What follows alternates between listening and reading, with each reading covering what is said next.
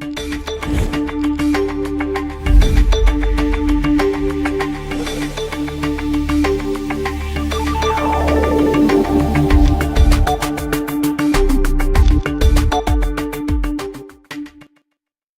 afternoon, Namibia, and welcome to the Government Information Center, coming to you live from the nation's capital, Windhoek.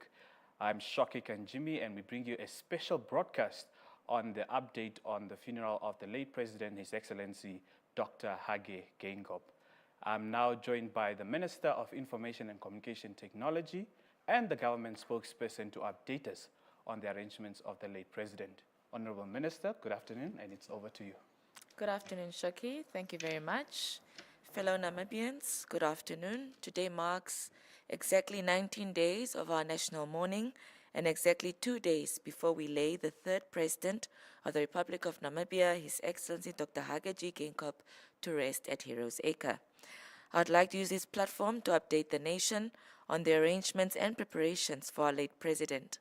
Today, we observed the procession of the late President's casket as it made its way around Windhoek, where it is now at Casa Rosalia, his residence, where thereafter he will lay in state at the Parliament Gardens.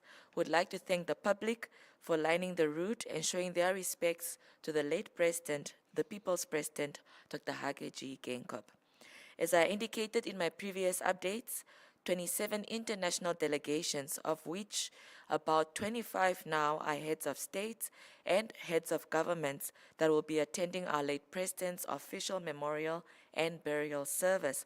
I would like to highlight that the following heads of states and heads of delegations will be attending the funeral. First, the President of the Republic of Angola, the President of the Republic of Botswana, the President of the Republic of Burundi, President of Sierra Leone, President of South Africa, President of Tanzania, President of Finland, President of Germany, President of Ghana, President of Kenya, President of Zambia, President of Zimbabwe, President of Malawi, President of Mozambique, the President of Qatar, President of the Council of State of the National Assembly of Popular Power, President of Ethiopia, Her Royal Highness Princess Anne, Princess Royal, who is a member of the British royal family, Vice President of Equatorial Guinea, Prime Minister of Lesotho, Prime Minister of Madagascar, Prime Minister of Rwanda, Prime Minister of Sao Tome and Principe, and the Deputy Prime Minister of Eswatini.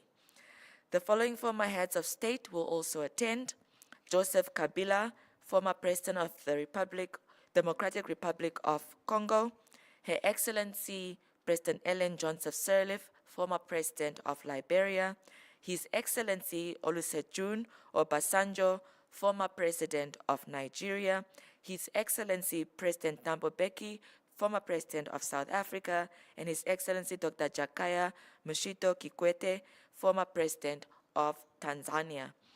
We have also received confirmation that the following international bodies will be represented. The United Nations will be represented by the Deputy Secretary General, Mrs. Amina Mohammed. The African Union Commission will be represented by its chairperson. The Commonwealth will be represented by its Secretary General. We also expect a representative from the United Nations World Tourism Organization and the UN Deputy Special Representative in South Sudan, the Executive Secretary of the Southern African Development Community, SADC, as well as the CEO of the African Peer Review Mechanism and the head of the International Organization of Migration and SAMIM. Government representatives from various countries, non-resident ambassadors, and eminent persons are also expected to arrive in Namibia between today and tomorrow. The official program has been shared today, and I urge the Namibians and international guests to arrive on time for the smooth running of the program. Sadly, a wrong program has been circulating in parallel to the correct one for the past few hours, and we urge the public to refrain from spreading wrong information and rely on information provided for by the Ministry of Information and Communication Technology. The official memorial service of the late president will take place tomorrow, the 24th of February, at the Independence Stadium in Windhoek. The gates at the Independence Stadium will open at 10 a.m. and the public is invited to attend. The official burial of the late president will be held at the Heroes Acre on Sunday, the 25th of February, on the outskirts of Windhoek, with the program ending at 12 o'clock midday. Gates for members of the public will open at 6 a.m. and the public again is invited to attend. To this end, Shoki, I would like to reiterate that no official invitations will be issued to various persons. The Protocol Department of the Ministry of International Relations and Cooperation will attend to all VIP guests when they arrive at the stadium and the burial site. This concludes today's brief. May the soul of our president rest in eternal peace. Thank you. Thank you very much to our government spokesperson, Honorable Emma Tiefeles, who just updated the nation in terms of the preparation that are underway as we are speaking. Of course, there are journalists who are with us who would like to pose some questions pertaining to these burial arrangements and so forth. And I do see Esther Mbatera from the Namibian newspaper, is on standby. Esther? Honorable Minister, maybe you can just help explain as to exactly what will happen at the Parliament Gardens and how are the people going to come through the gardens to view the remains of the late president. Thank you. Any other questions from the House? I see Ohone from the Namibian Sun newspaper now, also on standby. Ohone? Good afternoon, Minister, and good afternoon to the Namibian nation. My question revolves around the issue of COVID-19. Now, there has been a surge in isolated locations. What is the precautionary that the ministry is giving to the members of the public regarding that issue? Thank you very much. Thank you very much. Honorable, it's over to you. Thank you very much, Shoki. Thank you very much, the journalists. Regarding the first question, once the body has left Casa Rosalia, the residence of the late president, we expect it to go to Parliament Gardens, where the military will take over. So the military, as people start arriving from about 6 p.m., will be guiding those who would like to view the president's body to do so, of course, in the manner they'll prescribe to the audience that gets there. However, it is open to everybody. If you feel that you want to go view the president's body as it lays in state at the Parliament Gardens, you're open to go there as from 6 p.m. today. On Saturday, his body will lay in state at the Independence Stadium. So whatever process happens tonight will be repeated only at the Independence Stadium after the memorial service.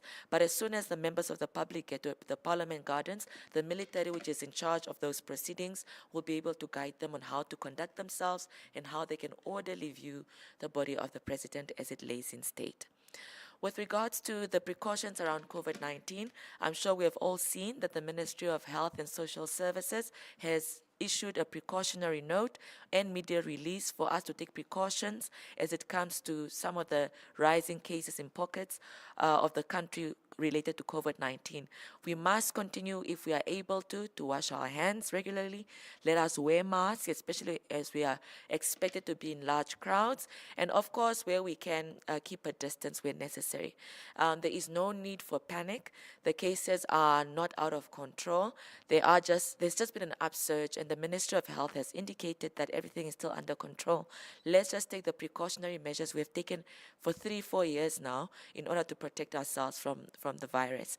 But so far so good, and the proceedings in that regard are going well.